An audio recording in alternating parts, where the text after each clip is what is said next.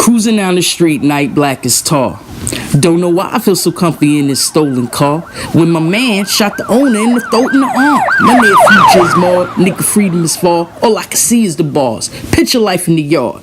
Cause I ain't used to bitches, I only hung with the guards.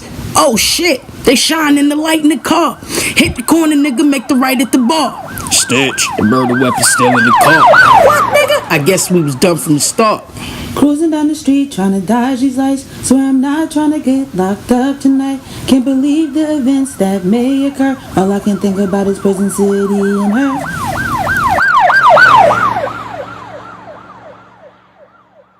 We here live, Prison City and Her. My name's Stitches Esperanza. Here with April. We here to talk about what happened in the beginning, the end, and all around. So let's start question one. Right. Where'd you do your time at? Which bid? Let's start with bid number one. Okay. Union County. Okay. So you didn't go to prison the first time? No, not the first time. Okay. What did you do, if you don't mind me asking, what did you do the first time? I believe it was a drug charge, my first charge. Okay. All right. How long did you do your first time? I think like a couple of months.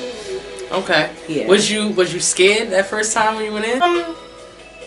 I think that originally when I first went in, the anticipation of what I was about to see or go through, I was afraid. But once I got inside of Union County, and there was nothing in there but people from Plainfield and people that I know, then I wasn't afraid anymore. Once I got in there. What charge ultimately took you to prison for the first time? I'm sure it was pretty much a drug charge also. My jacket pretty much is drug charges and shoplifting. I believe I have a stolen car charge on my jacket. That's no violence, no okay. Violence. I won't say I'm not violent, but I didn't get caught. Okay. Do you think your childhood played a role in the types of crimes you were committing? Well, actually, I had a pretty good upbringing. Okay. I come from a two-parent home. Okay. And my parents were there, and okay. They were working parents, and the discipline and everything. So I think that me getting in trouble was more so me just doing my own thing. Okay. Because my sisters didn't get in trouble. Had I followed the path that was set before me as far as my parents are concerned, I don't believe that I would have ever made it to prison, jail, or any of the sort. Okay. So basically, it wasn't your environment that played a role into what happened. It was you making a decision. My personality. Okay. Right. All right. Do you regret anything that you did in the beginning, like your first time getting locked up? Do you regret any of the things? I regret the fact that there are certain things that I perhaps would never be able to do now because I have a jacket, and my jacket is not just one charge, so getting it expunged is not going to happen because it's extensive. Okay. I'm sorry. Okay, take your time. I don't know that, so that I'm sorry for, you know what I mean, because I can't, there's nothing I can do about it now, and even though I've changed my life, that's a part that's never going to change, and, my employment history and things like that are always going to be affected by the fact that I have a record. How since you've been home, how was it trying to get a job? Like, how hard was it? Well, I mean, it definitely hasn't been easy. It definitely has not, and especially if you really, really want to do, how can I say this? Like, if you just want a BS job, you know what I mean? Like McDonald's, or, not to kick nobody back in and doing McDonald's, you know what I mean? But I don't want it. Because that was like my first job ever in life. I'm not really trying to go back to no fast food place. So, like, if you just want to do that and be able to pay your bills, and I don't even know if that's going to be enough money to pay your bills. You know what I mean? Like, nowadays, you need 2 jobs if you don't have a really good paying job. So, that's pretty much, you know what I mean? What's one of your biggest fears? One of my biggest fears is one of my biggest fears is going back on drugs and losing everything that I worked hard for. Okay. All right. Yeah. And of course going back to prison, because that would be, if I go back to using, all of that's coming with it. Oh, absolutely. That's Right, like so- a ball and chain to go together. Absolutely. Absolutely. Was there ever a moment you felt like any of the times that you was jailing that you couldn't jail no more?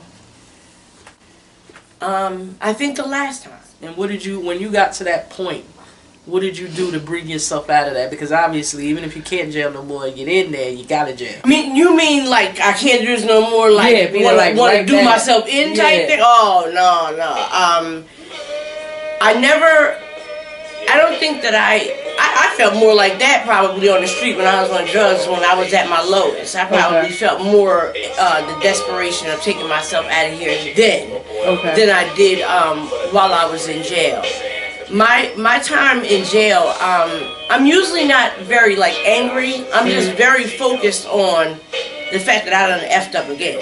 Once again, here we go, and what am I gonna do different? So, I would say that the last bid was,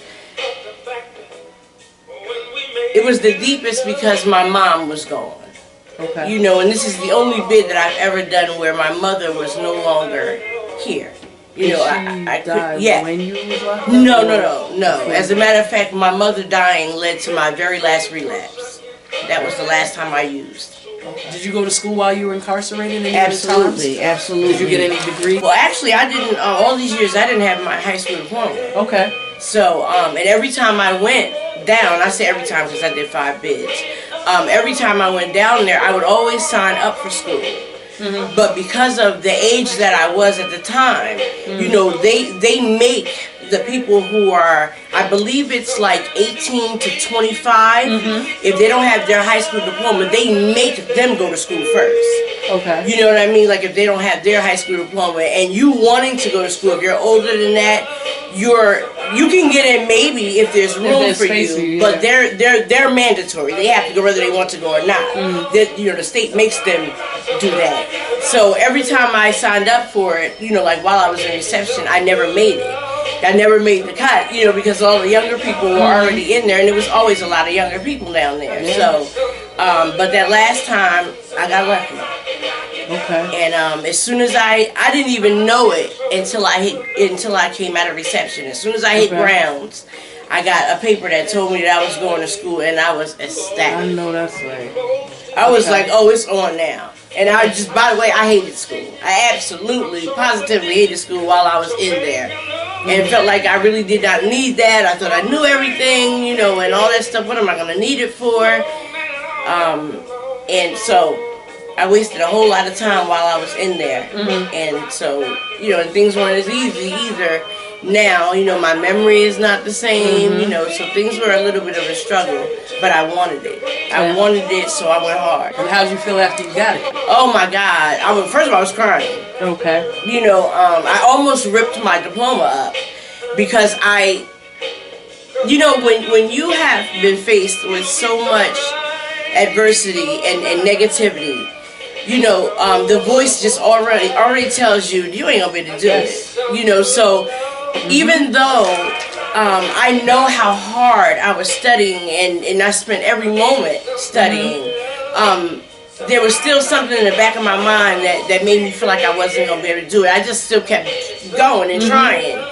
So when I got my diploma, it came to the unit and it was in an envelope. And I automatically, because I had already talked myself out of the fact that I passed. There were certain things that I was sure I hadn't passed. I was sure I hadn't passed math, and I was sure I didn't pass this, that. So when I went to rip it, I automatically assumed that the paper that was in there was the paper to tell me what I was going to have to take over. Okay. So, and I didn't see anyone else that was on my unit get their envelope, because there's only like maybe 4 or 5 of us, and I think there was only 2 of us actually got our diploma. So I wasn't there to see anybody else get their mail because I was at work. So I didn't realize that everybody else that didn't get theirs was only an envelope this big, and mine was a manila envelope. But I still thought it was going to be a piece of paper. So I went to rip it. As a matter of fact, I did rip the corner of it. And then when I went to do like this and I saw the certificate part of it, I just started screaming. I just started screaming and stomping, and I had a real butthole work in the unit that day as far as the officer. So he was like, come on with all that noise. And I was like, I didn't pay him no mind. I didn't care what he did at that moment. But I just was so, I've never been more proud of myself. That's good. That's good. I know that feeling was amazing. Yes, it was. And you know what's crazy? It's a good thing that you went on, because they say that doubt kills more dreams than failure ever could. Right. So just the fact that you went, even though you thought it wasn't going to work, you thought you went, that's a good thing. It made you appreciate. I'm sorry. And it was also a very emotional moment because my mother wasn't there. And I knew that was, this was one time I couldn't call her from jail and be like, Mom, guess what? Yeah. You know, I did I sent my diploma home to my sister. Okay. You know, so they were just as happy, you know, but I wish my mom could have shared that moment with me. I can't even imagine, but yeah, I'm sure she did share. I'm sure she's looking now proud as hell that you did it, you know? That's a big accomplishment, especially going through everything that you went through. Is definitely a big accomplishment. Yeah, and the older you get, the harder it becomes to talk yourself into doing. Yeah, because you're embarrassed. You know what I mean? I was embarrassed at 21. Right. Like I went back to high school and I was supposed to walk across the stage, and I didn't want to because I was going to be walking across the stage with my little brothers. Yes. But in hindsight, when I think about it, I wish I would have took that walk. Right. And we had a graduation too, which made me also emotional because none of my family was there. Mm-hmm. But I was still very proud of myself. You gotta be. That's a big accomplishment. Let me ask you, were you one of the cool kids growing up? I think that might be something you might have to ask one of my friends. But I'll say I was popular because I knew everybody and I fit in with everybody. You know, and I'm still that person. Okay. You know what I mean? Like, I talk to people that no one else talked to because I could. You know what I mean? Like, there was times I sat with the coolest of the cool, and there was times where I sat with the people that most people might call nerds, because nobody was unimportant to me. Okay. You know what I mean? So, and I didn't care what other people thought of me or who you saw me with. I was that secure with who I am that, you know, that didn't bother me. So I sat at a different table every day at lunch. Okay. So I sat wherever I felt like sitting down. Okay. Yeah. What's the craziest thing you saw while you were incarcerated? Wow. I would say the craziest thing that I saw while incarcerated was I wasn't even in prison. I was in the county. Okay. And this girl jumped off of the balcony. Dominique? Yes. Yeah. We were all there. I was there. Yeah. That has to be the craziest and kind of the scariest, because first of all, from where I was standing on the pod, I didn't see her jump. Okay. I only seen her body coming down, and I knew that she was quite an annoyance to a lot of people on the pod and had done a lot of things. I was mighty afraid someone threw her ass over. So, See, I was in front, so I saw her when Officer Conjusta reached out to grab her. Oh wow! I saw her climb over the bars. I was like, wow, I wonder what she's about to do. Oh my! I saw her when she jumped. He just like literally, he just missed 2 seconds. He would have had her, and she jumped. But in my opinion, to me, and it's sad, but then it was funny to me because I felt like there's no way in hell she was trying to kill herself, because if she was trying to kill herself, she'd have jumped where the officer's desk wasn't.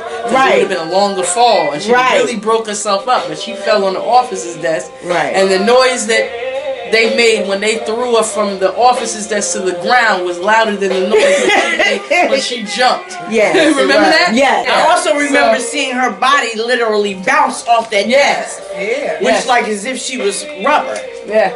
Oh, yes. And then they brought her back. Remember they brought her back? Right. And we was like, are you kidding me? Yeah, like, you put her back on the second floor? Right. That just shows how much the level of care that they had. Right. We didn't even understand why she was coming back to the pod, period. Why she wasn't staying in medical under observation. We didn't understand that. So they didn't care about us. I have to say not that. at all. Did you have any fights No, at this mix, no, I didn't. You have no physical fights when you was locked up. Out of all those bids, I did. Well, no, that's a lot. Cause you was real strong-willed. I never saw you get into it, but I always assumed that you did. Well, what it is that I've been saying, cause I didn't seen you. As a matter of fact, the more I think about it, I didn't seen you hem people. I physically saw you. She's telling on Personally, me. I personally saw you hem up a couple. Yeah, because what it is that I knew where to get you. Like I would let you just go ahead and talk, run your mouth while you're on the podcast. That don't move me. That howling and screaming. As a matter of fact, I consider that calling the police, getting loud. Yep. You drawing attention. You know what I mean? So I'm not doing that. I'll see you somewhere where there's no cops at. Either the wreck, snatch your ass out the shower. That type of thing. Because that was my spot, and most people's spot is, especially once you go to prison. Be like, wait till she go in the shower. Because there's no officers in there. Nah, not at all. No matter how much you call, they ain't there. Yeah. And you're going to be butt naked, so you're going to be trying to cover up, and I'm going to be tearing you up. So, what's the craziest fight you saw, though? Not involving you, somebody else. You seen anybody get hurt real bad? Not really. Like, I've seen girls go at it, but I can't really say that nobody really got hurt. Like, I didn't see any, like, how at men's prisons, buck 50 and all that. Nah, women's prison is a little different. I'm not going to say it don't happen. I just never witnessed it either. I done seen a couple people get permanent black eyes. Oh, yeah. Like, I ain't been in jail in like 14 years, but if I see him right now, you still got the black eye. Right. Because, that's when they used to do batteries and socks and stuff like that. So, you can get a nice little lump. Right. Did the guards abuse their power? Did you feel absolutely? Like that? But they, like some of them. Let's say some of them. Not really so much. In the county, we had a couple of cool ones, of course, because they was from Plainfield. Remember, we're in Elizabeth jail, so we had a couple of Plainfield cops. So I'm not gonna. Well, actually, I could shout her out because she's retired now, which is Miss G. Remember Officer G Money? Yes, I remember. Okay, officers like her, like we had some that were very, very compassionate. So they kind of did things a little bit different than they actually cared. Yeah. And I'm sure they, those are the ones also who had family members who went through it too. So they, kind of treated us the way they wanted. Like human beings that made a mistake. Absolutely. Like we're not animals. We're just people that made a mistake. Right. Absolutely.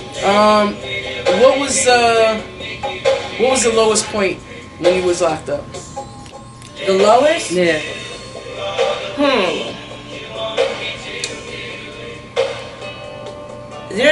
I lost a couple family members while I was locked up. Not this last bid, but just other ones and wasn't able to attend their funeral. Like my grandfather. I thank God that's not when God decided to take my mother.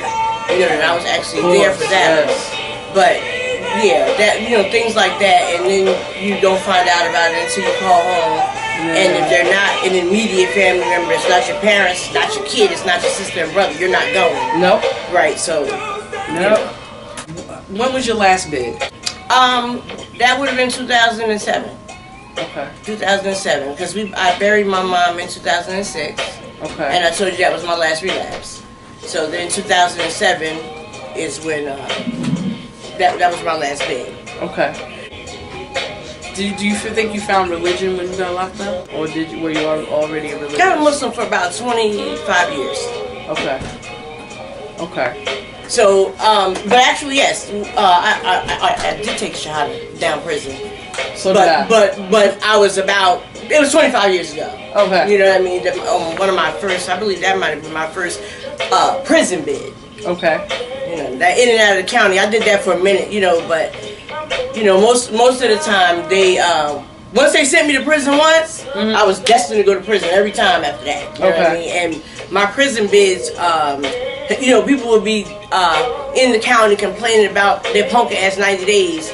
Meanwhile, girl, I do a year just waiting to go to prison. You know what I mean? I done did your bid 3 times just waiting to go there. Here you came like 5, 6 times. Please shut up. You know what I mean? Shut up. Please we used shut to up. try to tell the keep it. They be like, what you think the charges are? Like, they send the hoes to prison these days. Right. I used to try to make them think they go to prison. And that used to make me mad too. The whole charges. Yeah. When you done came in here 5 times and I can't go home. Hello. And then every time you come in, you ask me what I think they gonna get. They gonna give you. I be like, I don't know what they gonna do, but I'll tell you what I hope they do. Yeah. I hope they send you on that dusty road with me, because that's what you need. Yes. When you was locked up, did you when you first got incarcerated, did you have a boyfriend any of the times before you went in? And if you did, was you able to keep that relationship? Okay. Only because every time I went to jail, I was getting high. Okay. And April don't have time for a relationship if she getting high. You know what I mean? I don't. You know what I mean? Like, I'm too busy getting high. Okay. So that's the only reason why, because I was. I was too busy getting high to even be involved in a relationship. Okay. So no, I never left anybody behind. Okay. What did you want to be when you grew up? You know Before what? everything started, what did you want to be? I think that I saw myself in the nursing field for a long time. Okay. Only because of the fact that I like to take care of people. Okay. You know, and I believe still to this day, even though my level of taking care of people varies as to the situation, I still think that it is my calling to take care of people. I just don't know that it's physical. Okay. I think that it's more so with me sharing my experience with them, you know, counseling and it could be mental. Yes. Yes. Okay. Do you have a message for the women who might find themselves in the same position? Doing something to go to jail or there? Doing something to go to jail. Stop, before you get a charge, because they don't go away.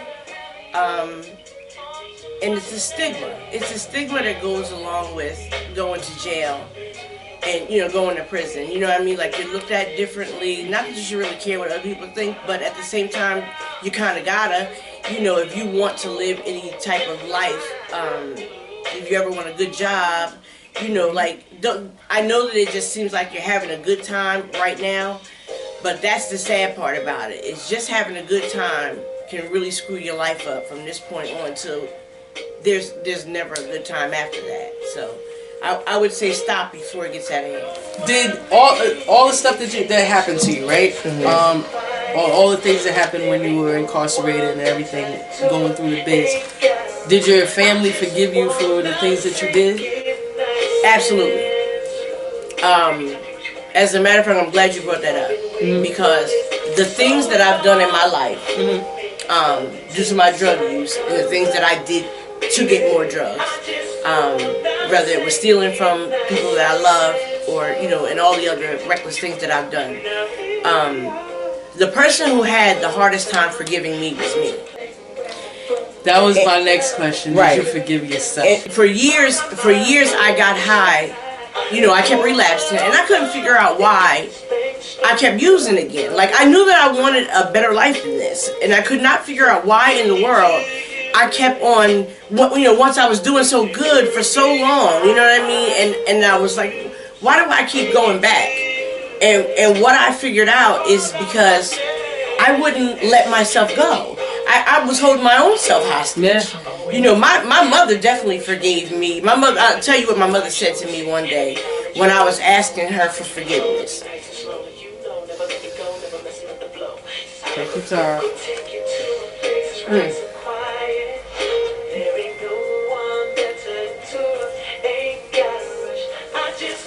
She told me that there was nothing to forgive. She said, because the person who did those things to me was not my daughter. It was just some drug addict. My daughter would never do any of that stuff to me. She says, well, I don't need to forgive you because that person's gone. So, and my sisters, you know, my sisters don't, nobody ever brings anything up. I thank God for that. My family is not like that. They don't throw my past up. I do. I'm the one who brings it up. Yeah. You know, usually in a joking manner, but I still am the one who brings it up. You know what I mean? But oh, you know, you might be talking about something. I'll be like, now, I had that bit me back in the day. Yeah. That would have turned out totally different. You know, things like that. But my family does not. That's a blessing. Yes, and me and my father have an awesome relationship now. and we never did. We never did, and because I always felt like he hated me, but what it is he hated that life I was living. Yeah. He knew I could do so much better, and he didn't understand why I didn't know. So once he saw it, once I finally got myself together, you know, my father used to come out here to visit me, which y'all came out here, so you see how long the drive is. And him and my son used to come out here regularly and spend time with me. And, you know, it was, that's not my dad. He don't like visit people. You know what I mean? Like, that's not what he does. He's not that type of person. You know, so every time he came here, it meant so much to me. Now, for my mom, if my mom was still alive and she did that, that would be normal. But for him, you know, it meant so much. It means so much when he does that because it lets me know. It's like his way of saying, you know, I know that you've always doubted that I loved you, but I hope you know now. Yeah, that's blessing. And he says it, which that's another thing. Growing up, me and my sisters will tell you too. Like, my father saying I love you is just not something that he did, and I don't know if he didn't. I think he didn't do it because he didn't hear it growing up. It's quite possible. It's hard to. You can't expect somebody to give you something they never had. Yeah. So he was loving me the best way he knew, which was tough love, because that's what he got. Okay. You know, but my father says I love you very easily now, and we'll say it first, which is really shocking. Okay. You know, I still believe to this day that when we lost my mom, that her spirit split up and went into each one of us, and it made all of us a sweeter person. Wow. Bless. I'm glad you found that. Listen, some people don't never have to find that peace. You know, it's hard to find, and to have family that supports you and wants to be around you and wants to make your day better is a blessing. Right. Listen, I was gonna ask you, did you have kids? But you beat me to that question. Yes, I have one son. Okay. He's 29 now. Okay. He's my one and only. Well, actually, I'm married, so I have a stepson. Okay. Also, he's 15 or 16. I forget. Lord knows I forget. But yeah. So that I've only had one that I've birthed though, and that's my son Christopher. Now, when you were you ever incarcerated? Like, you didn't have him. You had him on the street. I started going to jail after I had my son. Okay. But it was like kind of immediately after I had him. Yeah, because I was already doing stuff I had no business already. You know what I mean? I just hadn't got caught yet. And once I did get caught, it's almost like you got a sign on your back after that. You know what I mean? It's just, you know, she might have something that she ain't supposed to have in her pocket. You know, like, listen, it seemed like once I got locked up at 18, first of all, I was committing all types of crime. As soon as I got that one little stupid ass charge, from that point on, every year they got me for something else. Something else. Something stupid, petty, but every year it's like, oh, there she is. Get her. She got it. You know what else works like that? Tickets. Oh, Driving tickets and stuff like that. If you don't have any and then you get one, it seems like every time you turn around, somebody pulling you over. Yeah. Or you got a parking ticket. What are you like? Come on, what is going on? No doubt. Let's see. This is a very good interview. I think this is my first time asking every single question. Did you have a lady while you were locked up? Oh yes. That. I've had girlfriends. Okay. Quite a few. Okay. Actually. But when I'm in jail, I'm focused. 'Cause I want to go home. You understand? You know what I mean? And I know what happens when you get involved with people, and like you go home before them, or you're scheduled to go home before them. Yeah, now that I've seen it happen with other people, and because of that, I've always been kind of leery because I dealt with women on the street, and I just, in my mind, it's like I'd rather just continue to do it on the street. I wasn't what they call gay for the stay and all that other stuff. I had mad experience with it, and I wasn't really wanting to play that game in jail. Like, it's not a I'm bored, let me get a girlfriend thing with me. You know, so I wasn't really interested in doing that. However, I did find myself in that situation a few times just from conversating with people and having a nice conversation with them and being attracted to them physically already, but there's just certain things I just don't get down with while we locked up. And there's certain things I'm just not going to do because I'm not comfortable with it. Why? Because when you do things like that, well, I can only speak for me. When I get into things like that, I'm not going to stop because the police are coming. I'm not, so we're going to lock. So if you want to go lock for a nut, then, you know, we're going to have to make that decision right away because, you know, the whole thought of getting caught like that, it just never was an appealing thing to me, so I just kind of stood clear of it. And not to mention, the thing that came back in my mind most, you know, first and foremost, you know, because I've had females down there acting quite fool and I hadn't touched them. So that's another reason why I was like, oh, if she acting like that now, I'm definitely not going there. And I always thought about the fact that if I get a date and she's not going home, then she gonna want to snatch my dick. Yeah, it happens. Listen, I haven't seen it. Well, first of all, I want to thank you for this interview. It was perfect. I don't think there's another question I could possibly ask you. I done looked through a couple times, and there ain't another one.